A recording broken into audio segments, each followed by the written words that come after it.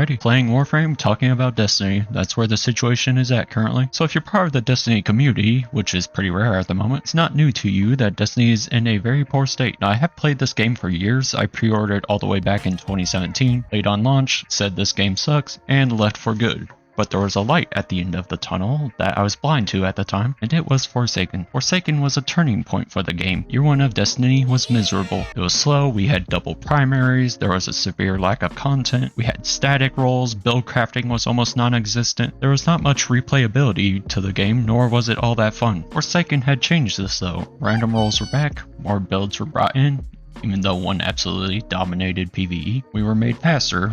We could run a variety of weapon types if we wanted to, and there was plenty of content to get through. However, a lot of the problems with Year 1 of Destiny were easy to fix. I don't mean through a development standpoint, I mean there were easy solutions. It's not hard to find that the solution to being slow is to make you faster. For the years following, Destiny has been a roller coaster. Some seasons were bangers, some seasons were mid, some were trash. Whenever there was a problem though, it was just that the content is not fun, or the sandbox is bland or improperly tuned, or a lack of content for some sides. Looking at you, Crucible and Gambit. Story was up and down, sometimes weak, sometimes peak, but we always had something to look forward to, which was the end of the saga. But to add to this, we knew there was a future. We had a whole 3-year roadmap, so we knew if some content didn't hit or we were burnt out for a season, there was the next one to come back to. And while both good and bad, content was somewhat formulaic. On the bright side, we knew what kind of content to expect for the next season and how to approach it. There was a bare minimum. The bad part was we typically weren't hit with many surprises, which is something we desperately desire. I'd say the biggest surprise content we've gotten in the past few years would be Into the Light, which was a beloved event, had many players returning and grinding away to prep for the final shape. Even if Final Shape wasn't going to be the last DLC for the saga, Into the Light was great. Onslaught was fun, getting Whisper and Zero Hour back, along with their craftable exotics was nice. New weapons were cool, and there was Pantheon for the Raiders. Also Super Black.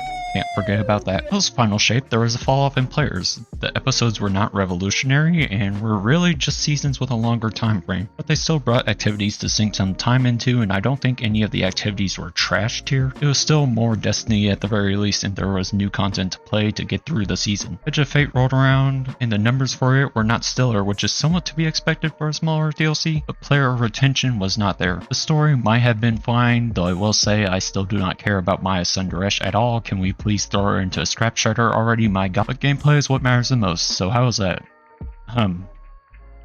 Portal. Edge of Fate in itself did not bring much content. You had the campaign, the raid, which was good, I'll give it that. The Graviton Spike quest, which took about 20 minutes, and some side quests I haven't even bothered doing. Seriously, what do these do? Oh, and there's the Sieve.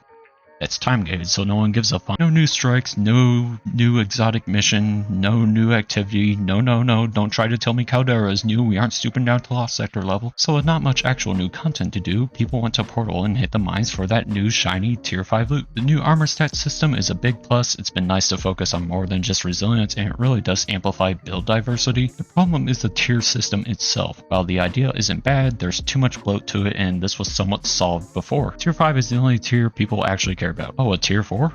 Trash, garbage, worthless. We're still talking about the tier, right? The system makes tiers 2 to 4 redundant and just bloat for the system. What should happen, if you ask me, is a regular weapon or armor piece should be equivalent to a tier 1, and there should be an adept version that is equivalent to a tier 5. This makes it so that there is only 2 tiers of armor and weapons, and the bloat is gone. Anyway, people were grinding through the portal to reach a high enough level for tier 5s, and it was a slog. I've done rough grinds before in various games, and this was miserable for something that's not even all that special, or at least that special. It's not like grinding for a special cosmetic to flex, it's gear. The worst part of this grind though was the lack of variety in it. We were all just farming Caldera, a lost sector, so it was easy to get bored and burnt out. This was all fixed after Ashen Iron got put into the game, which was 3 months after launch. Another new addition was Arms Week, and this is a mostly good event. Level up a rewards track and get new gear, cool, except that the tier was still tied to your level, so most people noped out until after Ashen Iron. The only saving grace at the time was the Solstice event, which let you get tier 5 loot without having to be the max power, and it was raining tier 5s. The problem still stood though that we weren't farming new activities. Solstice didn't even have an activity. It wasn't until Ashen Iron that we would get a new activity, which is, honestly, I don't even know the name of the activity off the top of my head. That's how boring it is. What is it? Reclaim, that's right. What was the most exciting part about it?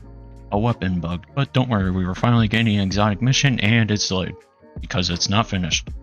What? Fast forward after boring weeks of still no fun activity, and we get the exotic mission at long last, and it's 20 minutes long. Reach through time. Oh.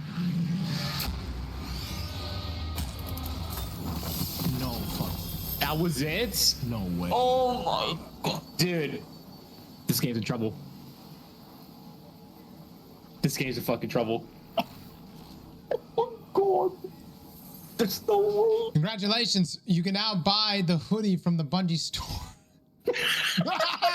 The exotic is kinda cool though. So 4 or 5 months go by and we're still lacking fresh fun content to dig into. And it's time for Festival of the Lost and we were scared. Quite fitting actually. Onto the last sectors again? No.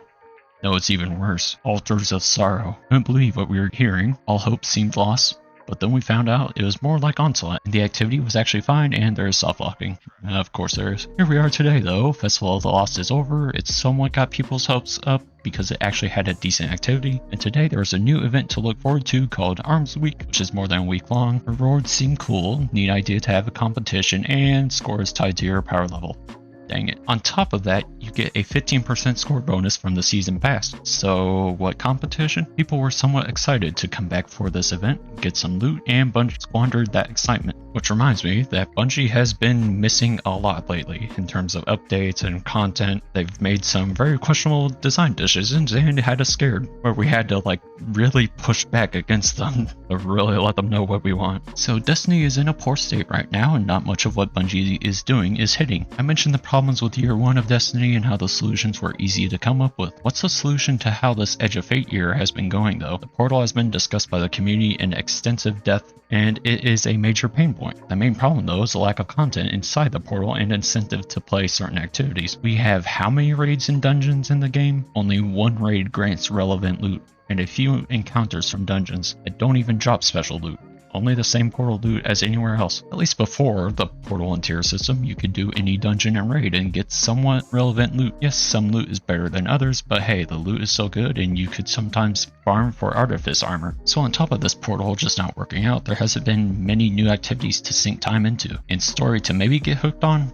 What story? Almost all the story has been in Edge of Fate and the raid, some of Heliostat, but nothing relevant or at least nothing to get people hooked. And like I said just recently, Bungie has also made some questionable decisions in TOBs that make it feel like our voices don't matter at all, only to have to backtrack, which they've done a lot of. All this has resulted in me and many others not playing Destiny much at all and starting to care even less for the game. I normally grind out events in the season pass for the cosmetics, but I'm only ranked 16 this season because of 3 challenges that were auto-completed somehow, and I might not even play the rest of the season. We know Renegades is coming up, but what's after?